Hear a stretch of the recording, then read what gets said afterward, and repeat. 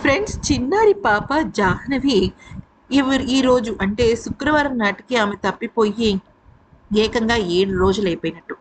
అయితే పోయిన శనివారం ఆమె కనిపించకుండా వెళ్ళిపోయింది. నార్మల్‌గా ఇంట్లోనే ఉంది. కానీ వాళ్ళ నాన్నగారు వెళ్తున్నారని చెప్పేసి తన వెనకాలే వెళ్ళిపోయింది. ఇంకా ఆ తర్వాత ఏమైందో తెలియని పరిస్థితిలోకి వెళ్ళిపోయింది. అయితే విషయం ఏంటి అనేది గనక చూసినట్టయితే, ఆమె వెళ్ళిపోయిన తర్వాత ఆమెకు సంబంధించిన కొన్ని కీలక విషయాలను అక్కడ కొబ్బరి బొండాలు క అంటే మామూలుగా కొబ్బరి చెట్లెక్కి కొబ్బరి బొండాలు కోస్తారు కదా! వాళ్ళు చెప్పింది ఏంటి అంటే, పాప ఏడుపు కొండ వైపు వినిపిస్తోంది. 2, 3 సార్లు మేము విన్నాము అని చెప్పి వాళ్ళేదో కాకతాళికంగా ఏమీ చెప్పలేదనమాట. వాళ్ళు చెప్పింది ఏంటి అంటే, మీరు అంటే యాక్చువల్లీ అదే అబ్బాయి ఏం చేశాడంటే, ఈ పాప వెళ్ళిపోతుంది అన్నప్పుడు ఆ పాపను ఆపే ప్రయత్నం చేశాడు. కానీ కుక్క చాలా అగ్రెసివ్‌గా ఉందనమాట. మీద పడుతుందని చెప్పేసి ఇమ్మీడియేట్‌గా ఒక పావుగంటలో అంటే అతను చెట్లు కొడుతున్న టైం నుంచి అక్కడి నుంచి బయలుదేరి ఈ పాప వాళ్ళ ఇంటికొచ్చి మీ పాప మిస్ అయింది అని చెప్పి మళ్ళీ ఆ తల్లిదండ్రులు ఆ ప్లేస్‌కెళ్ళేసరికి పాప అక్కడ కనిపించకుండా పోయింది.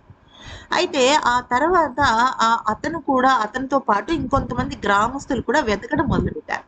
అయితే ఆ సమయంలో ఏమైంది అంటే వాళ్ళకి కొండ వైపు అంటే ఇది మొత్తం 40 ఎకరాల పామ్ ఆయిల్ తోట.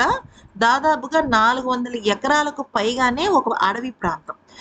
చుట్టూ కొండలు, వాగు, వంక అసలు ఇంకా చాలా అంటే చాలా అసలు టోటల్ అడవి డీప్‌గా ఉంటుందనమాట. పక్కనే ఏజెన్సీ ఏరియాలు గూడా ఉన్నాయి.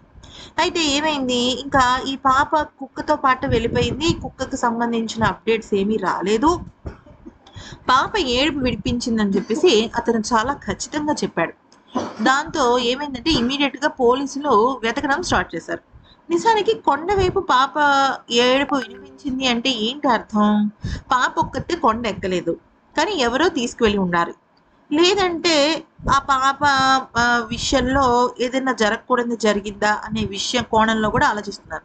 కానీ పాప బ్రతికే ఉంది. ఎందుకనంటే పాపకు సంబంధించిన ఎటువంటి ఆనవాళ్ళు మనకి కనిపించలేదు. అంటే ఫర్ ఎగ్జాంపుల్ ఆ అమ్మాయి చినిగిపోయిన బట్టలు, లేదంటే రక్తపు మరకలు, ఆమె మృతదేహం ఇలాంటివి ఏమి కూడా కనపడలేదు. కానీ కొంతమంది గ్రామస్తులు మాత్రం ఆమె ఏడుపు అయితే ఇక ఏమైందంటే ఇంకా ఈ రకంగా పాప ఏడుపు వినిపించింది అనంగానే టోటల్‌గా అక్కడ కొండల్లో ఎతకడం మొదలుపెట్టారు.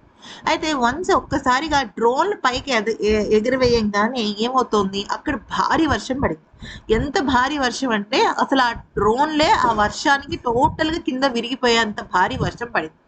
సరే మళ్ళీ ఆ డ్రోన్స్‌ని వాళ్ళు కిందకి దించేసి ఎందుకంటే కొండ పైకి వెతకాలి అంటే మాన్యుయల్‌గా వెతకడం చాలా కష్టం. సో, డ్రోన్స్ సహాయంతో అలాగే కెమెరాస్ సహాయంతో వాళ్ళు కొద్దిగా ట్రై చేశారు. కానీ దాదాపుగా 3:30, 4 గంటల పాటు ఆ వర్షం పడింది.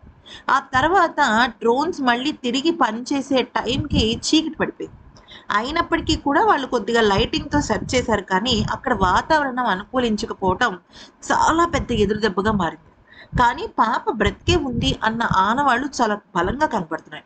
ఈ పాపని ఎవరో కొద్దిగా పగ తీర్చుకోవడానికి ముఖ్యంగా వాళ్ళ అమ్మ, నాన్న, గణేష్, భవానీల మీద పగ తీర్చుకోవడం కోసం ఇలా చేశారేమో అని చాలా గట్టిగా అక్కడున్న అధికారులు చెప్తున్నారు.